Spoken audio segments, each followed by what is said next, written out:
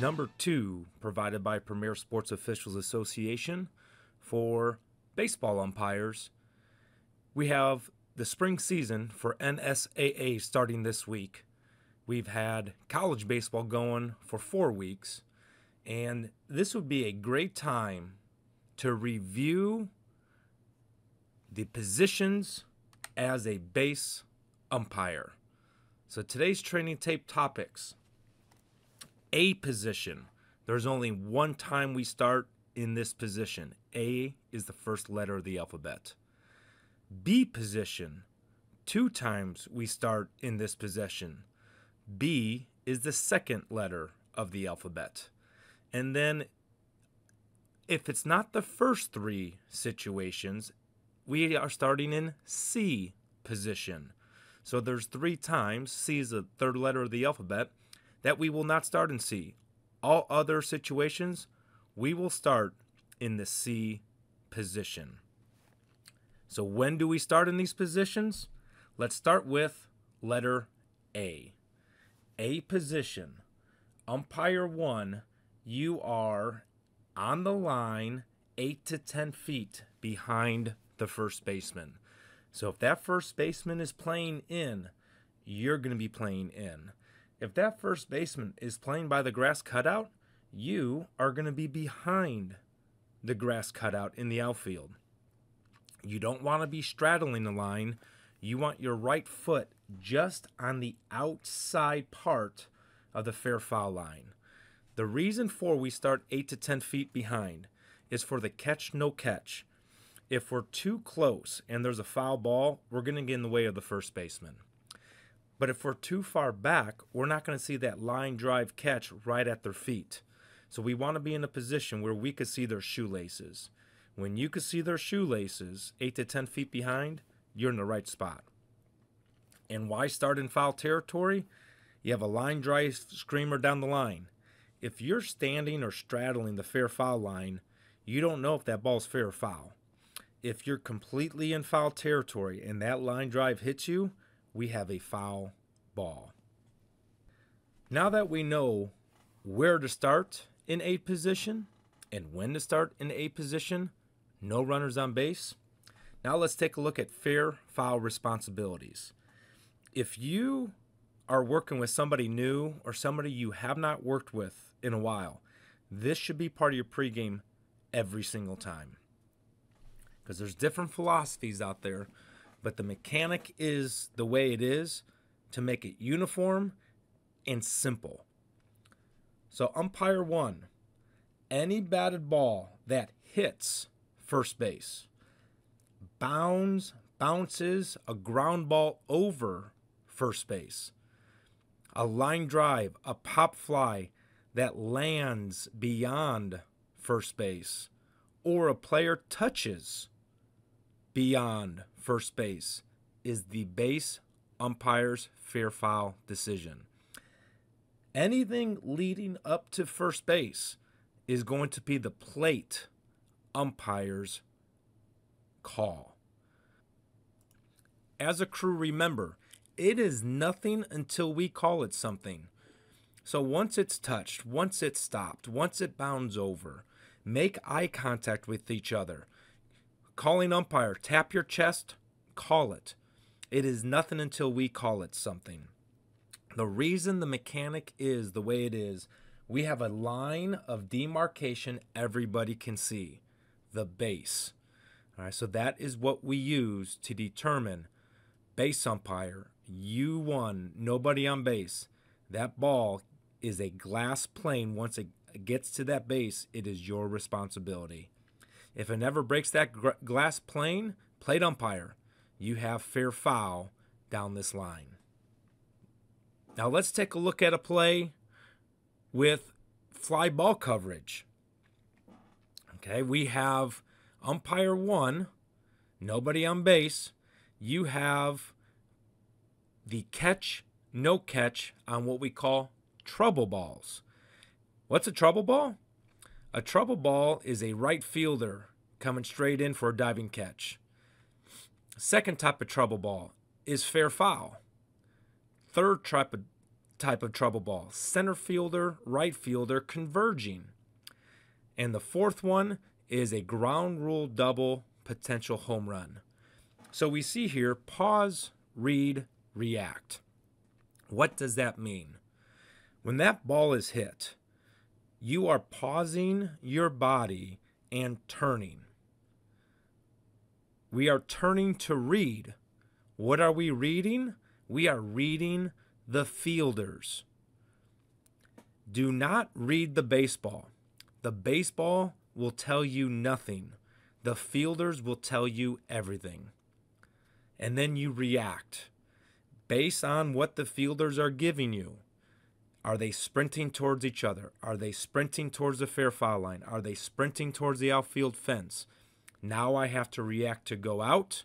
And if they're not, now I have to react to go in. When in doubt, when you're reading the players, go out. There's only one base runner. We have two umpires. So when in doubt, is it going to be a trouble ball? One umpire, stay with the baseball. You won. You have 100-foot advantage over the plate umpire. Go out and officiate that catch, no catch, home run, ground rule double. Plate umpire can follow this one runner all the way around the bases. All right, so if you're working with a partner, you let them know as a base umpire, I will be going out on a trouble ball in the outfield. So plate umpires, if your partner turns their back to you, just start running with the batter runner up first base. If they then react to come in, you come back home. If they react to keep on going out, keep following the runner. Let's take a look at a play. All right, no runners on base. We have U1 behind the first baseman, his right foot near the fair foul line. Another thing you're going to notice this umpire do, he steps into the pitch just like a fielder. That is being engaged. All right, so as that pitcher is delivering the pitch, first base umpire, you could do a 1-2 step in. You can have two hands on your knees and locked in. That way you're prepared. Did that pitch ball hit the dirt? Did that batter check swing or did he attempt to hit the baseball? Be engaged every single pitch. So here's the pitch. Ball. Go ahead, reset our feet. Right? You don't have to stay locked in the whole entire time. Right? As the players reset, we reset. 1-2 in. Fly ball. What we did not do here is we did not pause. We immediately moved. So ideally, what we want to do here at this point is just turn our body to watch the fielders. It's a 1 second pause. If we pause for 1 second, we see now the right fielder, center fielder running towards right center gap and back towards the fence. This now is a trouble ball.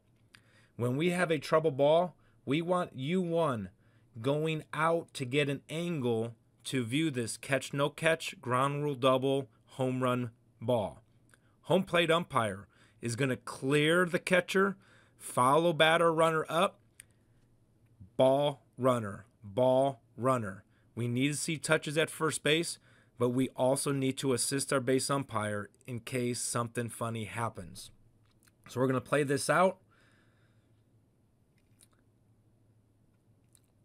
We wind up having a catch.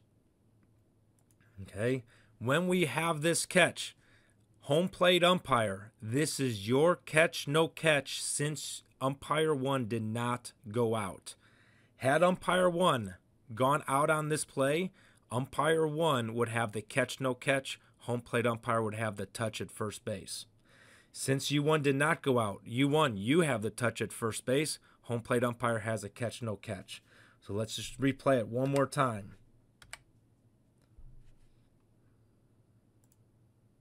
Ball's hit, pause, read. We should be going out now to officiate this catch, no catch, because it's a trouble ball towards the outfield fence and you have two players sprinting towards each other.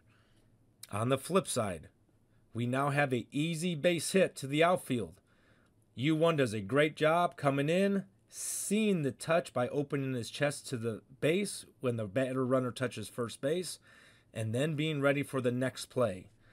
When we come in, ball, runner, touch, sweet. Now we got to pick up the ball. Okay, that ball is going to tell us, will that runner go towards second base, or is that runner going to stay to first? If that runner stays at first, work your way back to first base. If that fielder bobbles the ball, now we're going to have to pick up that runner, and if they advance to second, get close to second base.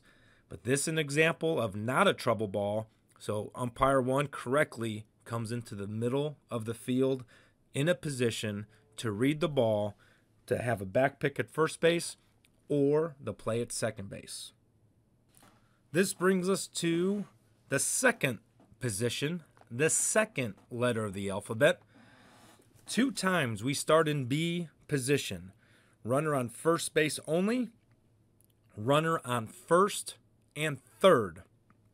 This diagram is showing the starting point and fly ball coverage area. So where do we start? So umpire 1 is going to split the difference. I call it the triangle. Halfway distance between the pitcher's plate, second base. Halfway distance between second and first. And we're splitting our stance with the outside portion of this dirt circle and the apex of home plate. We are literally in the middle of all the potential plays that we're going to be responsible for. Steal at second, pick off at first base, force at second base, force at first base. So that is the starting position. If you're too deep, you're taking yourself away from the pickoff at first base, and you're taking yourself out of the working area on a ground ball. If you start too close, all right, you're putting yourself at potential danger, all right, and you're taking yourself away from that steal at second base. So when you split the difference between all your responsibilities in two-person, that is going to be the ideal starting spot. While in B position, umpire 1, you're going to make all your calls and plays in this working area. When you have 2 runners, you cannot commit to 1. And when we mean by 2 runners, you have the batter runner when that ball's in play. So if you only commit to R1, you're taking yourself out of position on a play on the batter runner eventually. You have to make your plays in the working area. Ball is hit to the outfield. Unlike A position, in two-person, U1, you will never go out on a trouble ball in 2 umpire mechanics. You will be responsible to rule catch no catch on a trouble ball, but you are not leaving the infield, and the reason for that is we have multiple runners. Since we have multiple runners, we need multiple umpires covering those multiple runners. So as long as this right fielder and left fielder are not going towards the fair foul line, U1, you have all catches, no catch. So we have on here, you don't want to turn around and tell the home plate umpire, I got the catch. Just tap your hat. Another thing I'll do as a plate umpire, I will communicate your catch, no catch with my partner's name. Okay, so we can communicate just like players communicate. You will not confuse the players when we communicate with each other. And then the last thing we have here, U1, you have to have great double play footwork, eye discipline, and timing when there is a potential double play. Again, stay in the working area. Chest to baseball, finish the play at second base first. You are not going to drop step to first base until that second baseman or shortstop releases the ball. All right, stay with that play, force play slide rule. Did they complete the catch? Until they show you the ball. When that fielder throws the ball to first base, that's when you down pivot foot and pick up the first baseman. So this is a perfect position for the starting position with a runner on first base. His stance is splitting the outside portion of that 18-foot circle with the apex on home plate. He's going to be in position as best as he can with 2 umpires. Pick off at first, steal at second, and a double play between second and first. How do we get engaged? Hands on knees. So when we're in A position, you could walk in. When you are working B and C position, this is a great engaged, locked in position. We are ready to umpire this pitch. As we see, we're going to have a pickoff here. All right, so it's literally one step forward to get just a little bit better angle at that play at first base. Since we had a tag applied, we have a safe signal. If there's no tag applied, no signal needed. Okay, we're going to get back in position. When that pitcher comes to a set position, we're going to have locked in, hands on knees, correctly done. So now here we have a double play. Ground ball. All right, so why did this umpire take that play over there? There's a difference between 1 out and 2 outs. There's 2 outs right now. Is there going to be a double play? No. So as this play develops, he initially stays on this side as he should properly do. But then as this play develops, he knows this second baseman's glove hand is going to show facing toward third base. He knows he's not going to have a play at first base, so he's going to come to the other side of the diamond to get the open glove look. All right, there's only one play that's going to be officiated here, and he's still in the working area. He does not have to worry about the back end of the double play. So this is a great job of changing position to umpire the one play with 2 outs on the scoreboard. He would not have been able to do that had there been only 1 out. He took himself away from the back end of the double play, but there is no double play on this. So good job adjusting to the play and game situation. Important thing to understand in B position, and we're going to have another play to show a potential rotation. But in B position, there's 2 times where we would rotate. Runner on first base, runner on first and third, and there is a clean base hit to the outfield. What do we mean by a clean base hit to the outfield? The infielder did not err or bobble the base hit. It is a clean base hit. Everybody knows it's through. If the infielder errs or bobbles it, the plate umpire is working up towards a position to see pulled foot swipe tag at first base. Where if it's a clean base hit, that plate umpire immediately is coming up to third base. So that's why it has to be a clean base hit. If the ball does stay in the infield, there is 0 rotation. You won, you have the play at second. You won, you would have the play at third. You won, you would have the play at first. If there's a bobble at first, then a throw to second or third, you won. You have all of that because the ball stayed in the infield. Now on a rotation, clean base hit to the outfield, plate umpire. You are yelling, "I got third," if they come. What's they? They is plural. It is the runner who was at first base and the ball. If the ball never comes to third base, there is no reason for the plate umpire to come up to third base. I got third if they come, runner and ball. If both do come, you are now saying, I got third. That's telling you want to stay with the batter runner on the other side of the field. If they don't come, home plate umpire, yell out, I am staying home. Over communicate. Because now if you don't rotate because they don't come, you one has to change their position. They're going to have to get back to the middle of the working area. Plate umpire, if they don't come, you're staying near home plate. Another thing to go over and over again in pregame, every pregame. home plate umpires communication on rotations. Pre-pitch communication when there is a potential rotation. We cannot practice this enough in pregame for the 1 or 2 times it happens actually in a game. Now we're going to move to C, position. Okay, very similar starting point.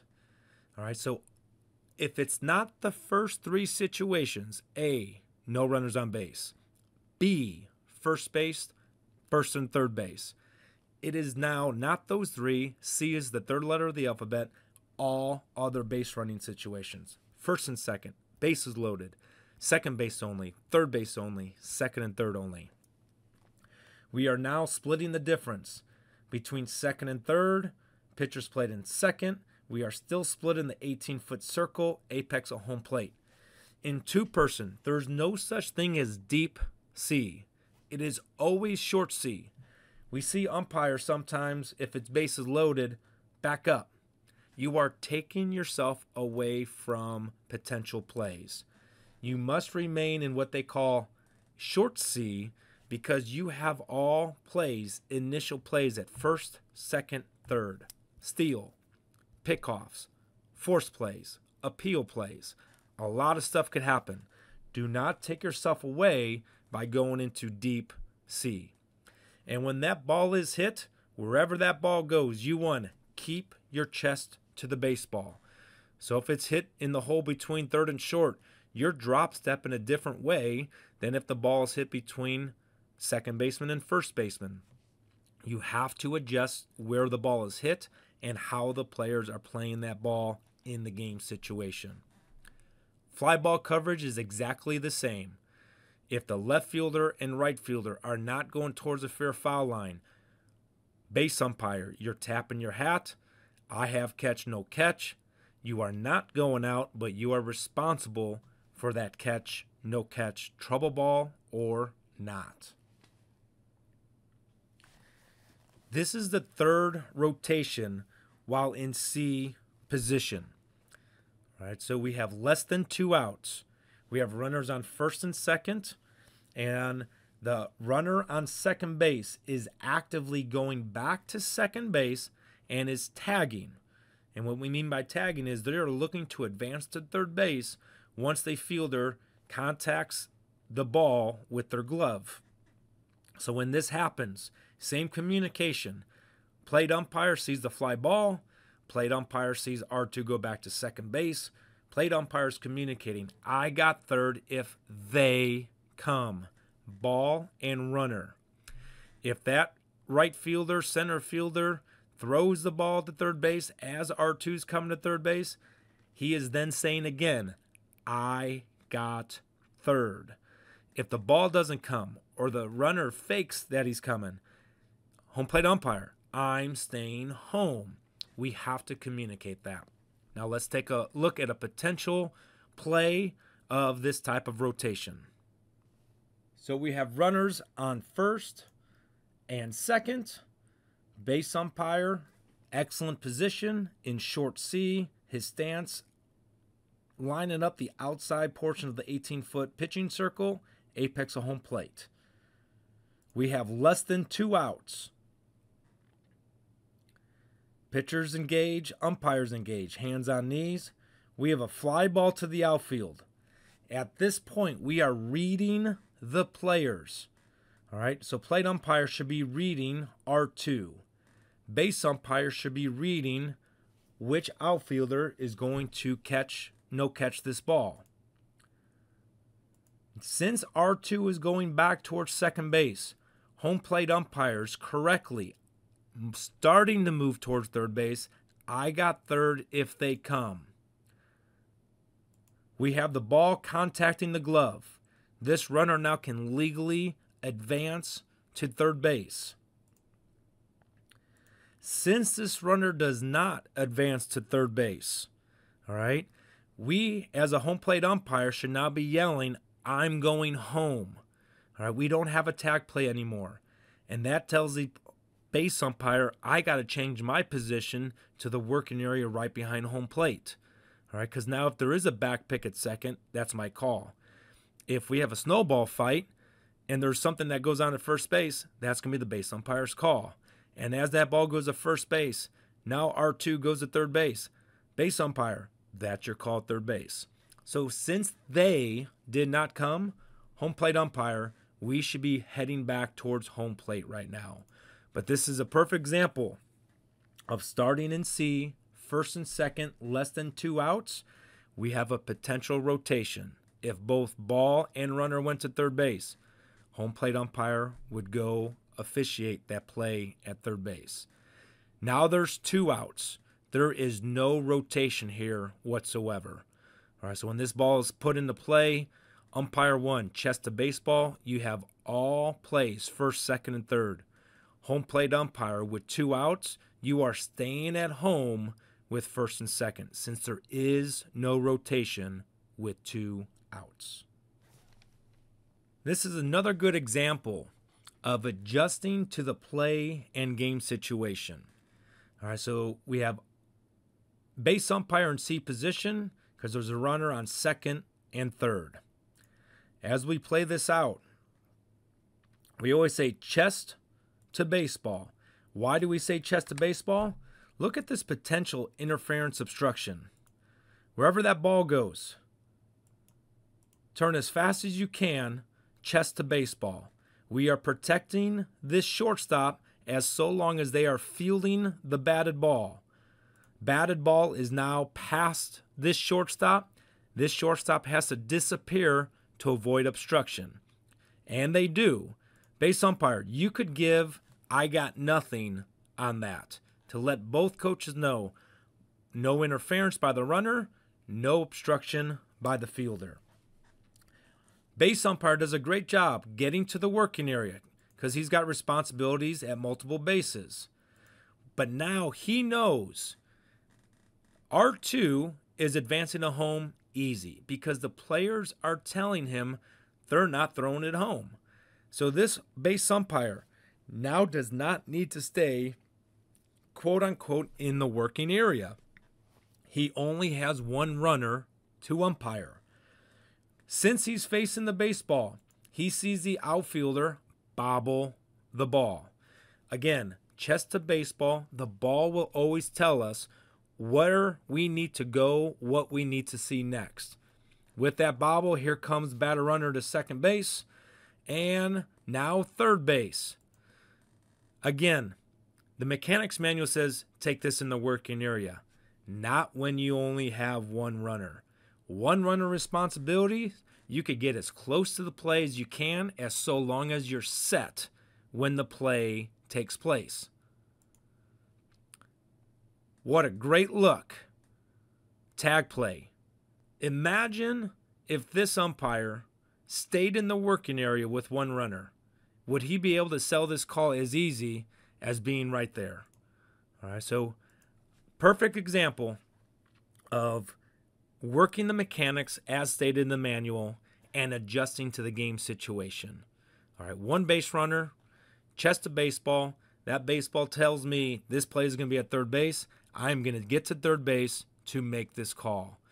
Great mechanics, great adjustment to the game situation.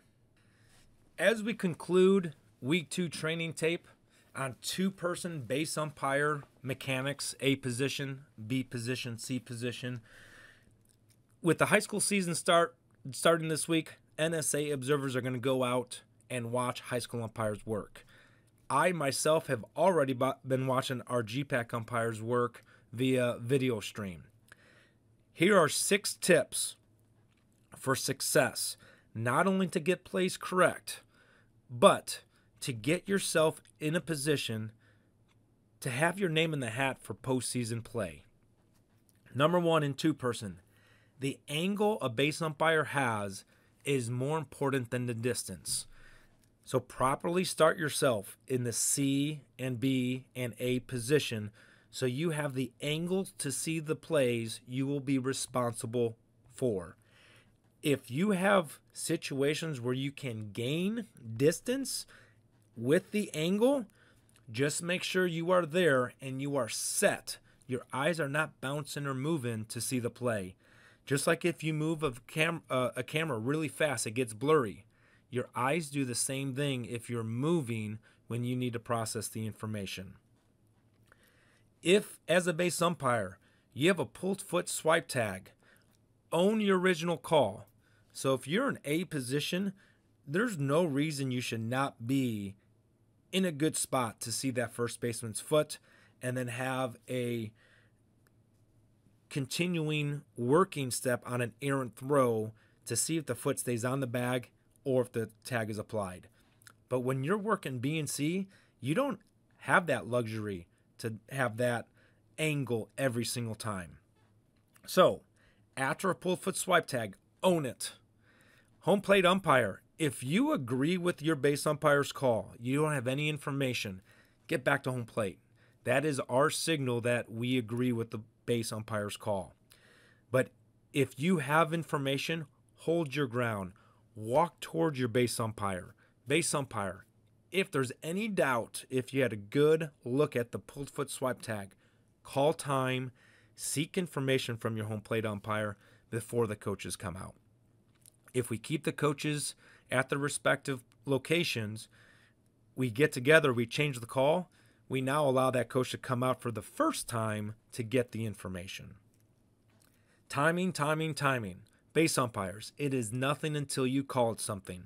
Whether it's fair foul at first base, catch, no catch, trouble ball, force play, slide rule, let everything happen. Don't be too quick. It is nothing until you call it something. When it comes to double plays, finish the first play first before going to the second play at first base. When it comes to tag ups, finish, did that runner legally tag? Then the next play, did that fielder complete the process of a catch? All right. First play is at second base. Back pick at first base. Finish the first play first. And then if you do have overthrows, base umpires, train your eyes to stay with the runner and fielder. Home plate umpire in two-person has all overthrows. All bases, rotation or no rotation. They are going to go with the ball. Base umpires, you have the runner and fielder to make sure if there is contact, it's tangle, untangle, and it's not interference and or obstruction. That concludes this week's training tape on two-person base umpire, position A, position B, and position C. Nebraska high school umpires, good luck to the great start of the high school season. College umpires, continue working the proper mechanics, and as plays develop and game situations develop, put yourself in the best position to get the calls right. Thank you for taking time out with PSOA today. Make sure you continue checking back on our shorts and daily quiz questions to help further our knowledge and understanding what the rules are, what the mechanics are, and probably most importantly, why. Until next time, umpires, remember, you're only as good as your last call.